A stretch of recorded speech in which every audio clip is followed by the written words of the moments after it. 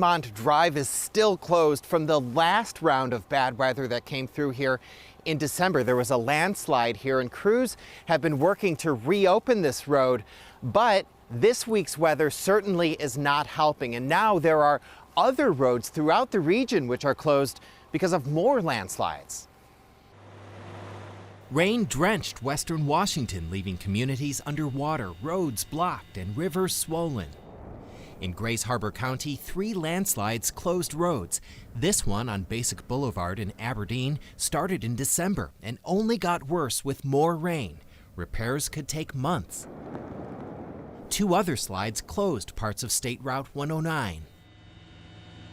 In King County, Snoqualmie Falls raged. Downstream, the river overtopped its banks, flooding roads and fields.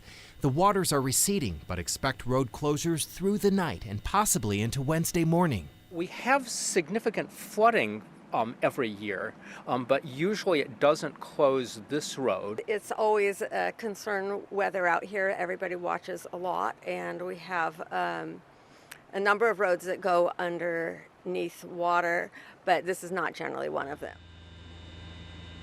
In Snohomish County, first responders warned that there was no way in or out of the town of Sylvana. The Stillaguamish River level is expected to drop overnight, bringing relief to the homes and businesses there. As flooding diminishes in the coming days, the landslide threat remains. The National Weather Service says soils are saturated and weakened slopes could still give way.